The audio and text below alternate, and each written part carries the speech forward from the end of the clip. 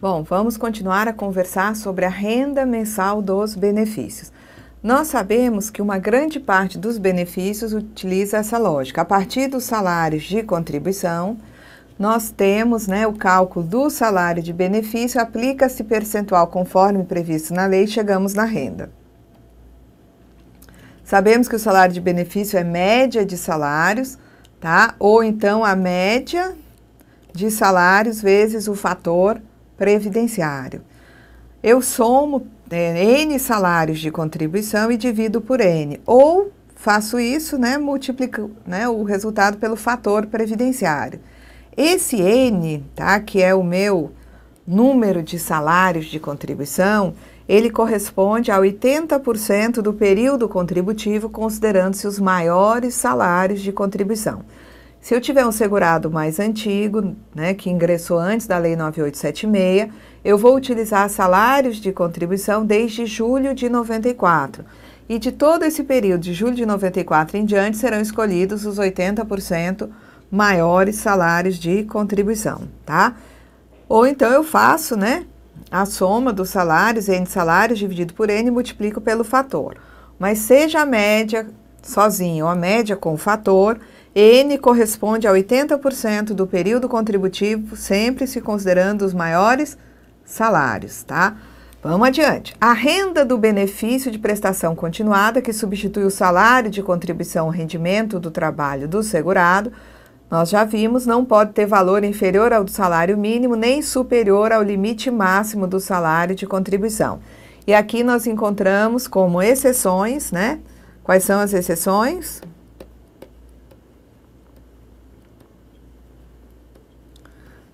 Tá? Primeiramente, o salário maternidade. Mas o salário maternidade só para duas categorias de seguradas, que são a empregada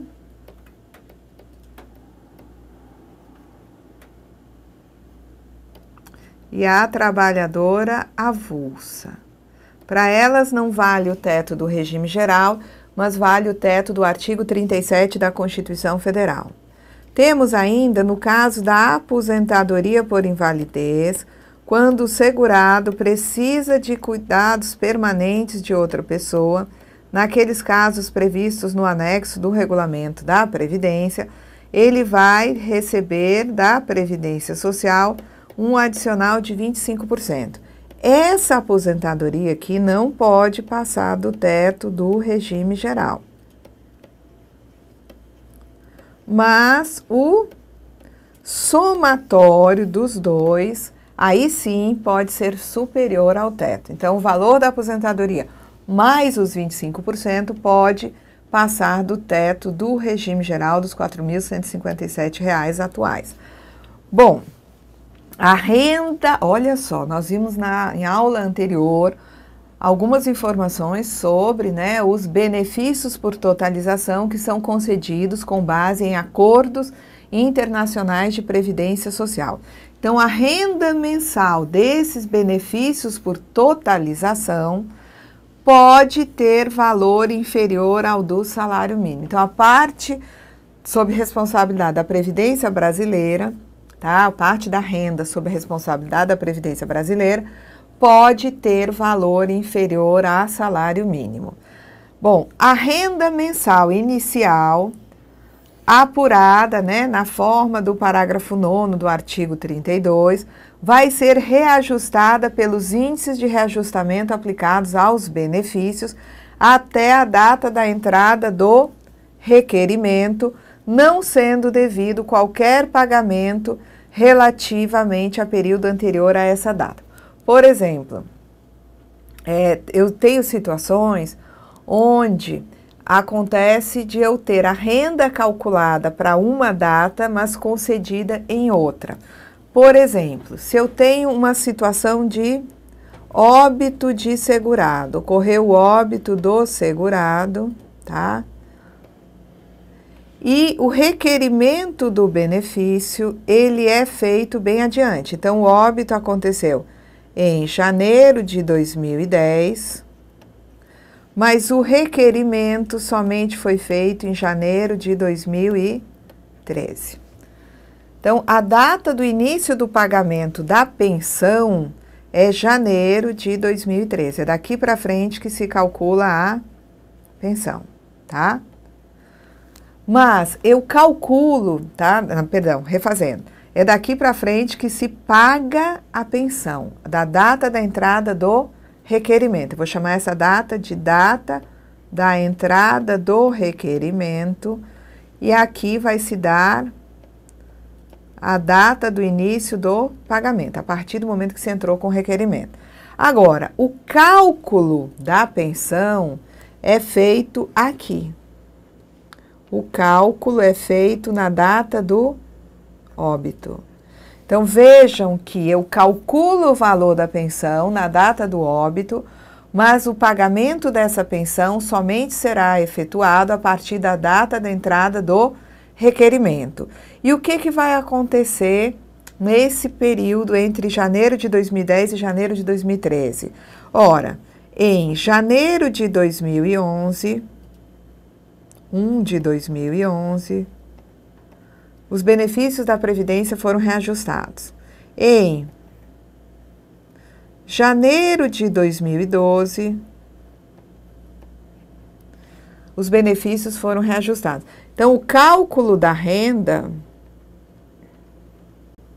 da pensão é feito para janeiro de 2010. Então, a data de início do benefício, que é a data em que a gente faz o cálculo, é janeiro de 2010. Mas o pagamento só vai acontecer aqui, a partir do requerimento. Eu calculo a pensão para janeiro de 2010, reajusto o valor dessa pensão em janeiro de 2011, da mesma forma que foram reajustados os outros benefícios. Reajusto essa pensão para janeiro de 2012 e quando chegar no requerimento aí, o valor que vai ser pago é um valor maior do que aquele calculado para a data do óbito. Então, ele diz que a renda mensal, ela vai ser reajustada pelos índices de reajustamento aplicados aos benefícios até a data da entrada do requerimento, não sendo devido qualquer pagamento relativo a período anterior ao requerimento. Então, o cálculo eu faço no momento anterior, mas só pago a partir da data do requerimento. E no intervalo de tempo, tá, eu tenho que reajustar o valor calculado, no nosso exemplo aí, na data do óbito. Vamos lá. Quando a média apurada na forma do artigo 32, eu não tenho salário de contribuição, gera salário de benefício, que gera renda. E esse salário de benefício não é a média, ou a média vezes o fator. Quando a média dos salários de contribuição, dos 80% maiores, todos devidamente atualizados, resultar superior ao limite máximo do salário de contribuição, vigente no mês do início do benefício, essa diferença percentual entre a média e o teto vai ser incorporada ao valor do benefício, juntamente com o primeiro reajuste do mesmo após a concessão. Observado que nenhum benefício assim reajustado poderá superar o limite máximo do salário de contribuição vigente na competência em que ocorrer o reajuste. Então, vamos dizer que quando se calculou o benefício, a média dos salários, tendo em vista a aplicação do INPC, deu R$ 4.159, ou seja, a média deu um pouquinho acima do teto. Quando se paga o benefício, nesse primeiro momento onde se calcula o salário de benefício e em seguida a renda, essa renda não pode ser maior do que R$ 4.157,05, que é o teto então em vigor. Essa sobrinha de 4.159, relativamente ao teto, que é de 4.157, ela é transformada em percentual. E quando houver o primeiro reajuste de benefício, se for possível aplicar, tá, junto com o reajuste, esse percentualzinho que ficou sobrando, tá? Tendo em vista, né, a diferença entre os 4.159 da média e os 4.157, que é o teto da época do cálculo, então se vai aproveitar esse percentualzinho para reajustar o benefício nesse segundo momento. E aplicado o reajuste geral de variação do INPC, mais esse percentualzinho no benefício, não poderá ser superior ao teto em vigor naquele momento do reajuste. Vamos lá. Eu tenho aqui, tá, aquela situação que nós já vimos lá na lei, que quando eu calculo a renda mensal do benefício, se é empregado e avulso, eu aproveito salários de contribuição relativos a meses de contribuições devidas, ainda que não recolhidas pela empresa, sem prejuízo da cobrança e da aplicação das penalidades cabíveis. Então, empregado e avulso, tem salário de contribuição no mês, não houve recolhimento de contribuição, não tem problema, os salários de contribuição vão ser usados para calcular a renda do benefício. No caso de empregado avulso e segurado especial, o valor do auxílio acidente vai ser considerado como salário de contribuição para cálculo de aposentadoria. Então, aquele segurado que vem recebendo, junto com o salário, o auxílio acidente, vai ter direito a jogar na média para calcular, né, o seu valor de aposentadoria, tanto o salário quanto o auxílio acidente que ele vem recebendo. Então, para os demais segurados, eu só posso computar salários de contribuição referentes a meses de contribuição efetivamente recolhidas, fazendo ressalva, tá, para o caso do empregado doméstico, que eu até vou conceder o benefício considerando aquele mês, mas eu só considero um salário maior naquele mês quando o empregado doméstico realmente demonstra que houve recolhimento de contribuições sobre aquele valor maior. No caso de contribuinte individual que presta serviço à empresa a partir de abril de 2003, nós temos que considerar salários de contribuição, mesmo sem recolhimento, porque também no caso do individual que presta serviço à empresa, a partir de abril de 2003, passou a ser responsabilidade do contratante recolher as contribuições sobre a remuneração do individual que lhe presta serviços.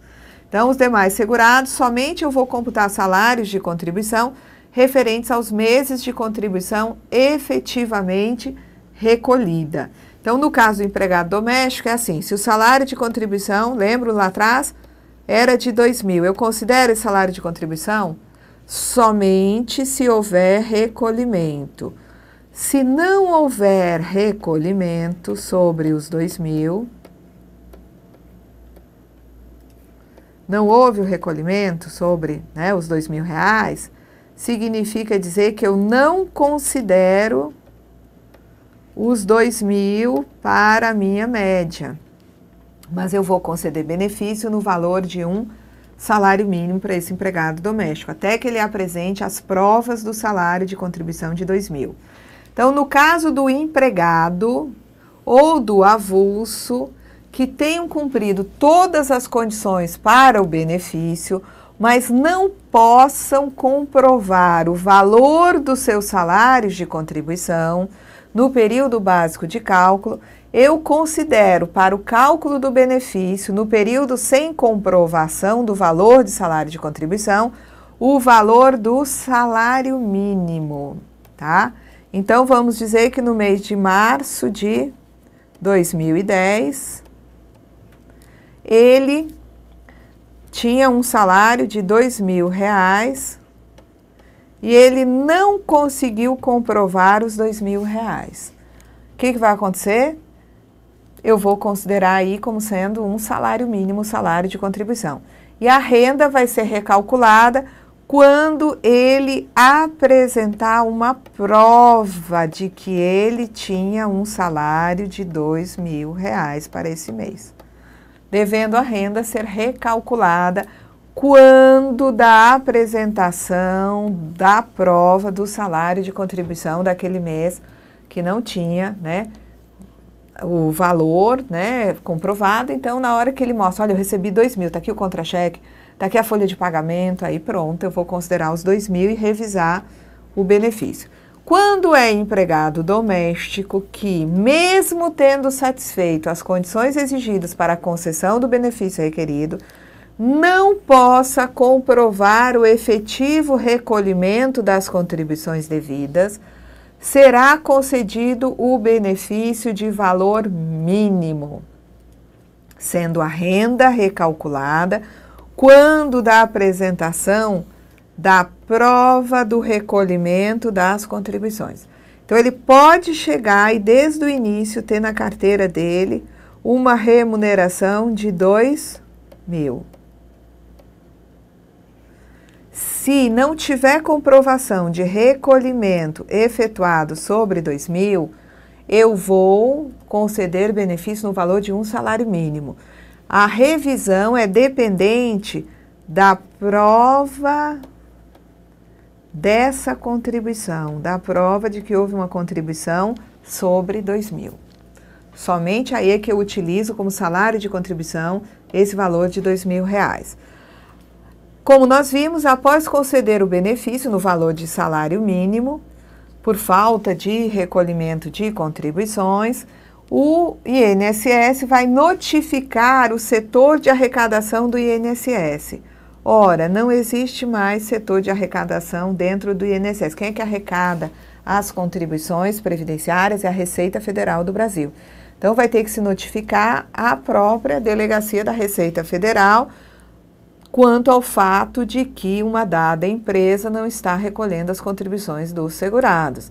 Sem prejuízo do disposto naquelas formas de cálculo onde eu vou usar salário mínimo, cabe à Previdência Social manter cadastro dos segurados com todos os informes necessários para o cálculo da renda mensal. Nós já vimos que as informações do CNIS, elas servem, né, para provar filiação, provar salários de contribuição, tá? Também como prova de contribuições. Para o segurado especial que não contribui facultativamente, o disposto no inciso 2, no que diz respeito a agregar o valor do auxílio acidente, será aplicado somando-se ao valor da aposentadoria a renda mensal do auxílio acidente. Então, eu sei que a aposentadoria dele é de salário mínimo. O que eu faço? Eu vou somar ao valor da aposentadoria, tá? Vou somar o valor da aposentadoria, o valor do auxílio acidente, ok? Então, vamos adiante, senão já sabemos. A renda mensal da aposentadoria por invalidez, só um instantinho, gente, esqueci. A renda mensal da aposentadoria por invalidez, concedida por transformação de auxílio-doença, será de 100% do salário de benefício que serviu de base para o cálculo da renda mensal inicial do auxílio-doença. Então, eu tenho um indivíduo que ele vem, vou colocar aqui em cima, que é mais visível, ele vinha recebendo o auxílio-doença. Uma renda mensal relativa ao benefício de auxílio-doença.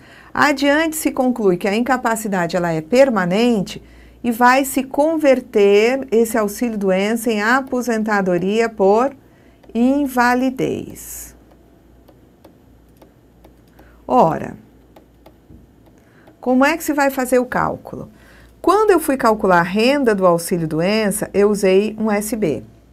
Esse SB, eu apliquei sobre ele 91% e obtive a renda do auxílio-doença. Mas aqui na frente, esse auxílio-doença, ele vai se converter, vou botar aqui embaixo, em aposentadoria por invalidez. O que eu faço?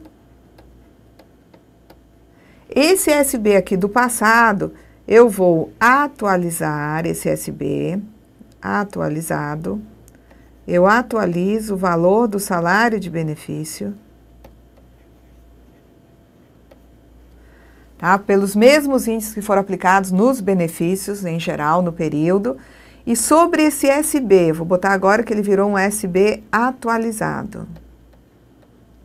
Eu vou aplicar 100% e vou chegar no valor da aposentadoria por invalidez. Então, o mesmo SB me permite calcular o auxílio-doença e, posteriormente, a aposentadoria por invalidez. Isso quando o auxílio-doença se transforma em aposentadoria por invalidez. A diferença é que o SB que eu usei para calcular o auxílio-doença inicialmente, esse SB tem que ser devidamente reajustado pelos índices aplicados aos benefícios e só então que eu aplico 100% para chegar no valor da aposentadoria por invalidez.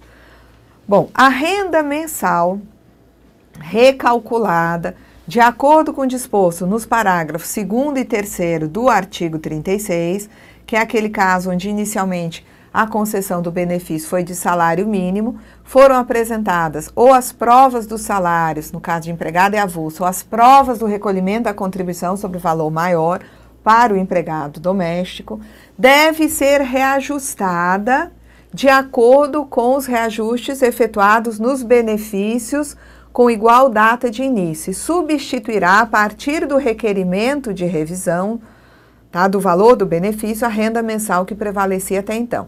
Então, um empregado chega, né, para requerer seu benefício, ele não consegue comprovar salários maiores que salário mínimo, então se paga a esse indivíduo um salário mínimo. Quando ele apresenta as provas de que o salário de contribuição dele era maior, vai se recalcular a renda dele, tá? E ele vai ter direito a reajustar essa renda devidamente recalculada a partir da data do requerimento de revisão do valor. Então, é importante que quando ele tem a concessão de um benefício de salário mínimo por falta de provas do seu salário, que ele entre de imediato com a revisão para garantir tanto o recebimento, tá, do valor maior, quanto os reajustes de benefício para todo o período. Para fim de substituição, tá, do valor de benefício, o requerimento de revisão deve ser aceito pelo INSS a partir da concessão do benefício de salário mínimo em valor provisório e processado quando da apresentação de prova de salários de contribuição ou de recolhimentos de contribuições. Então, quando alguém apresenta o seu pedido de benefício, não tem provas de salário e é concedido um salário mínimo, de imediato ele entra com pedido de revisão, o INSS aceita esse pedido de revisão e o pedido fica aguardando a apresentação das provas de que realmente os salários do período eram maiores. Bom, para o cálculo da renda mensal do benefício referido no inciso 3 do caput do artigo 39, deverá ser considerado o tempo de contribuição de que trata o artigo 60. Nós sabemos que quando se calcula, tá, o 3 do caput, vamos olhar logo aqui na frente, vamos ver, é a aposentadoria, cadê? 3, aqui na frente, eu passei, tá aqui o 2 e o 3. É a aposentadoria por idade, nós vamos já chegar lá. Então, a aposentadoria por idade, quando ela é calculada, tá? Ela é calculada assim, em cima do SB, eu vou aplicar, borracha. Em cima do SB, eu vou aplicar um percentual que começa com 70% mais 1% a cada grupo de 12 contribuições. E esse artigo 60 é o que fala de tempo de contribuição. O que é que se considera como integrante do tempo de contribuição?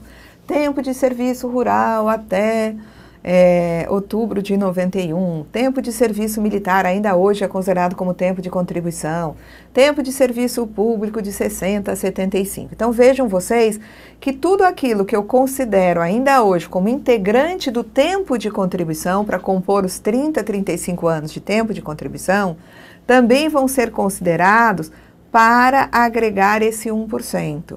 Então, ele tem 12 meses de serviço militar. Aqueles 12 meses de tempo de serviço militar vão agregar 1% no cálculo da renda da aposentadoria por idade, tá?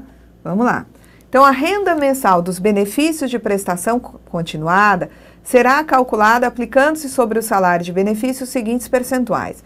Então, no caso de um auxílio-doença, eu tenho, né, o cálculo do SB e depois eu vou ter que obter a renda do auxílio-doença. O percentual que é aplicado aqui vai ser de 91%. Então, uma renda de auxílio-doença, eu posso dizer que essa renda equivale a 91% do salário de benefício, ok? Próximo que eu tenho aqui. No caso de uma aposentadoria por invalidez, a aposentadoria por invalidez é 100% do salário de benefício. Então, eu tenho salário de contribuição, salário de benefício e eu quero saber a renda da minha aposentadoria por invalidez. O que eu faço? Aplico no salário de benefício 100%. E quando essa aposentadoria por invalidez é precedida imediatamente de um auxílio-doença, eu vou utilizar o SB que eu já tinha obtido para o auxílio-doença, devidamente reajustado pelos índices que reajustaram benefícios no período. E esse SB reajustado do auxílio-doença, eu vou aplicar 100% e chegar na renda da aposentadoria por invalidez. No caso da aposentadoria por idade, eu vou pegar o meu SB, como eu disse, vou aplicar 70% acrescido, né, de 1% a cada grupo de 12 contribuições. E esse somatório aqui vai ter que dar no máximo 100%. Então, a aposentadoria por idade, eu obtenho a renda aplicando 70% do salário de benefício, mais 1% deste por grupo de 12 contribuições mensais até o máximo de 30%. Então, para efeito do percentual de acréscimo, assim considerado relativo a cada grupo de 12 contribuições, presumir-se-á efetivado o recolhimento correspondente quando se tratar de segurado, empregado e trabalhador, né, ou trabalhador avulso. Vamos lá. Então, aqui é um exemplo, tá? Vou dar aqui um exemplo para vocês. Eu tenho um segurado que ele vem se aposentar por idade e ele tem 17 anos e 6 meses com contribuições, tá? Ele fez contribuições durante 17 anos e 6 meses. O que eu vou fazer? Ele tem, tá, aqui, que calcular a renda dele fazendo o seguinte, calcula o SB, que é a média dos 80% maiores salários, ou essa média multiplicada pelo fator, o que der melhor será escolhido. E eu vou aplicar nesse SB 70% mais um percentual que vai depender disso aqui. Quantos anos completos de contribuição ele tem, tá? Quantos grupos de 12 contribuições, na verdade, ele tem? Ele tem 17. Então, vai ser 70% mais 17%. O percentual que eu vou obter aqui para aplicar no salário de benefício é 87%. Se a média dos salários tivesse dado R$1.000, eu vou aplicar 87% e vou obter uma renda mensal de 870. Caso fosse inferior ao salário mínimo, esse resultado viria para o salário mínimo, porque a aposentadoria por idade substitui o salário, não pode ser inferior ao salário mínimo. A renda mensal do benefício de prestação continuada será calculada aplicando sobre o salário de benefício os seguintes percentuais.